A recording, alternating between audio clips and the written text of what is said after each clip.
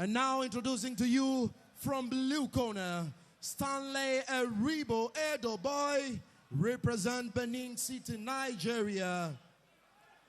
He have 19 bouts over 127, wins 18, and 11 coming by knockout with orthodox powerhouse. Please, all boxers come closer and let's hear the words from the referee. Mabondia wote tusogee kwa karibu kumsikiliza referee.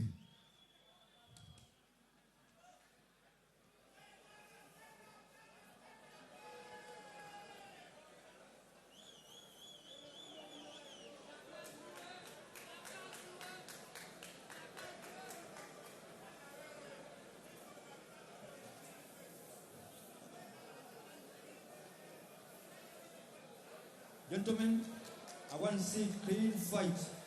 Here from here is good. Here from here is good. Obey my command.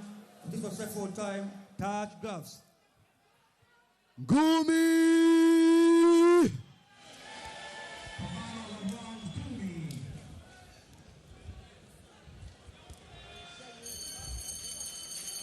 Second out of the ring.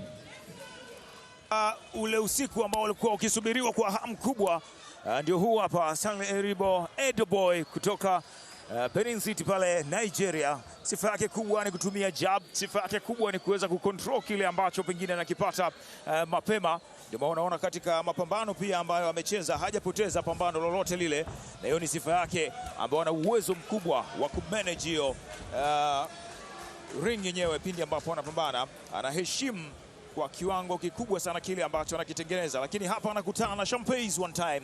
Hassan Mwakinyo, umati wa watu ulijieleza wakati anaingia kuonyesha kwamba huyu ni ule bingwa wa WBA, Pan Africa, UBO International, WBF International, Intercontinental, ABU, lakini vile na WBO Africa. Mataji yote hayo alikwisha pita nayo Hassan Mwakinyo. Hata tuone kwenye usiku hapa wa leo wa pambano la raundi 10, Mwakinyo atawapa nini wa Tanzania? Tuone Mwakinyo atawapatia kitu gani kikubwa. Aidan. Yes, na ukiangalia kwenye hii raundi ya kwanza Hassan ameanza na mguu wa kulia kama southpaw. Tunafahamu ni kiasili ni orthodox, lakini ni orthodox ambaye ana uwezo mkubwa pia wa kucheza na mguu wa kulia kama southpaw, na tunaona kwenye hii fight mpaka muda huu raundi ya kwanza ameanza na mguu wa kulia kama southpaw dhidi ya Eribo ambaye kiasili ni orthodox. Haya, acha tuone. Nilivyokuambia jab yake ndo ambayo Eribo anaitumia sana, lakini Hassan Mwakinyo ni bondia ambaye sifa yake kubwa ni nguvu alionayo. Anamiliki nguvu ya kutosha kwenye punch zake, lakini uwezo wa kubadilisha stance ni mkubwa kwa upande wake. Lakini kumbuka kwamba huyu ni bondia ambaye ukisha kutana na vigingi vingi wa bondia wa ndani pamoja na nje Tanzania hapa.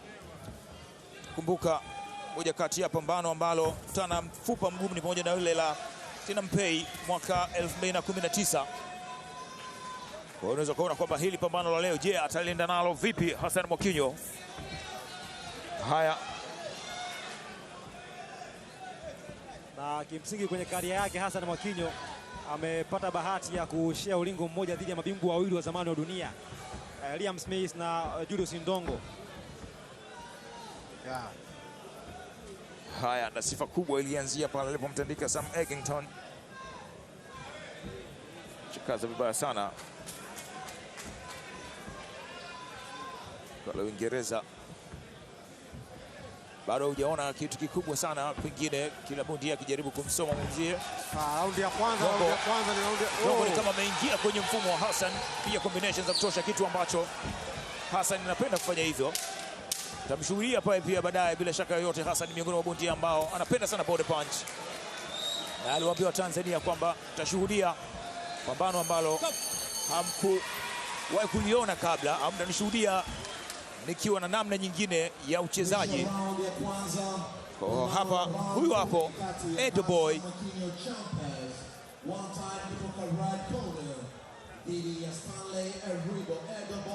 Na hii ilikuwa ni right ambayo Hassan alipiga kwenye upande ambao Eribo alikuwa kuiona, alipandishia juu ya bega la Eribo na kuweza kumkamata, na kimsingi ndio ni raundi ya kwanza ambayo haikuwa na actions nyingi, lakini tumeona namna ambavyo Eribo of course ameanza akiwa down akijaribu kuchukua taarifa kwa Hassan, lakini Hassan pia mbali na kwanza down, kuna baadhi ya nyakati amejaribu kufanya baadhi ya vitu ambavyo pengine vitamsaidia kuweza kumpa taarifa kuelekea kwenye fight kwenye raundi inafuata, raundi ya pili. Raundi ya kwanza imeisha kwa mabondia wote wamekuwa wakisomana na kuonjana vile.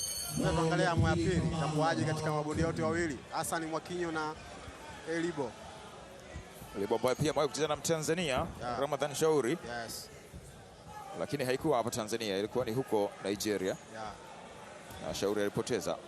Kwa hiyo anapambana Mtanzania mwingine Hassan Mwakinyo. Ukiangalia jab yake ikiwa juu. Kitengenezea engo vizuri sana. Eribo kwenye mchezo leo unaona kama kuna mabadiliko mengi ukiliangalia na mapambano ambayo umekuwa ukiyafuatilia. Double jab ambazo zimemtikisa. Mchezo mingi Eribo amekuwa akiwaweka mbali zaidi washindani wake. Lakini kuna muda hapo unamuona Eribo ni kama anataka kushindana na Hassan Mwakinyo ambaye sifa yake kubwa. Naona kitu cha tofauti leo, Hassan Mwakinyo kaanza na Saspo mpaka raundi hii ya pili. Kama alivyosema Aidan. Nzuri sana. Na Eribo Kasalim Amri. Huyu ni Hassan Mwakinyo na anahesabiwa. Eribo anahesabiwa. Eribo anahesabiwa na pambano limekwisha. Hassan Mwakinyo round ya mapema tu. Round ya pili, sekunde za mwanzoni, dakika za mwanzoni kabisa, anatimiza kazi ambayo ilimleta. Si pengine unaweza kusema si kitu kigeni kwa Mwakinyo kushinda kwa TKO ama kwa KO, ni moja kati ya tabia zake Aidan. Yes, na kimsingi ni knockout kwa sababu maamuzi alimhesabia Eribo mpaka sekunde 10 na Eribo akaonyesha kutokuwa tayari kuendelea na fight, na mwamuzi akawa ameimaliza hii fight na kumpa ushindi Hassan Mwakinyo. Tutaenda kuona replay ya kitu hasa ambacho Eribo alikutana nacho njiani na kupelekea kwenda chini na kupelekea fight hii kufika tamati kwenye raundi ya pili. Huyo ni mtu mzima, angalia namna ambavyo anafinya macho yake, namna ambavyo unaona kabisa kama ni maumivu ambayo anaambulia. Tazama jinsi ilivyokuwa hapa.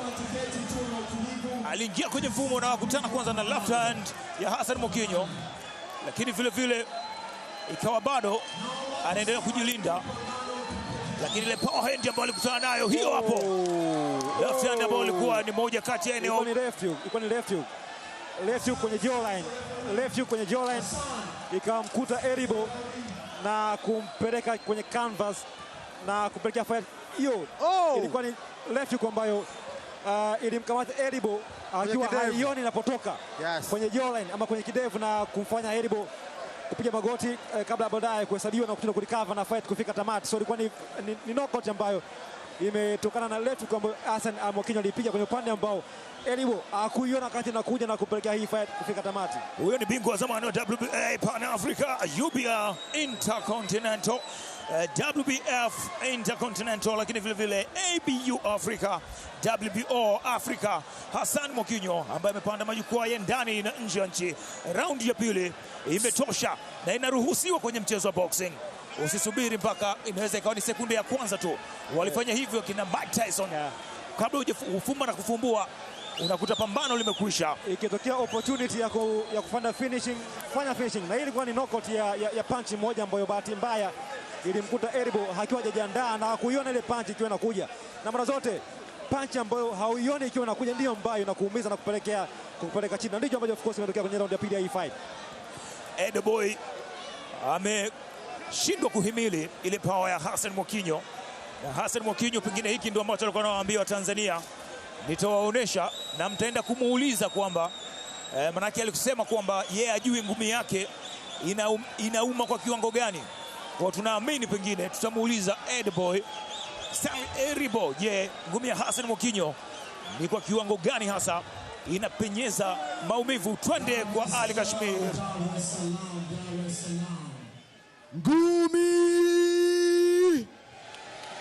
Ngumi Vitasa Fight Night.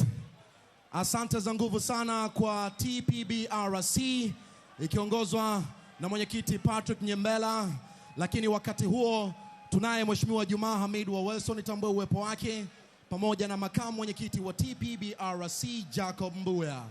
And now I have official result of the main event. Boxing France, are you ready? Boxing France, are you ready? Lakini katika round ya pili tumeshuhudia aliyotokea. And now the winner by knockout in second round, 1 minute, from red corner, Hassan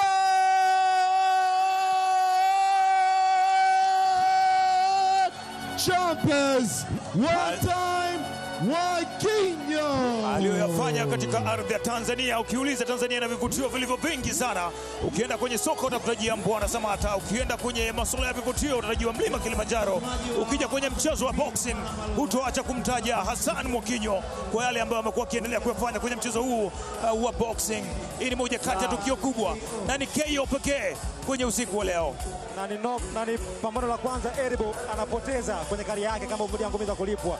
Alikuwa hajawahi kupoteza kuja usiku wa leo, na anapoteza kwa knockout ya raundi ya pili, a one punch knockout ambayo alikutana nayo toka kwa Hassan Mwakinyo.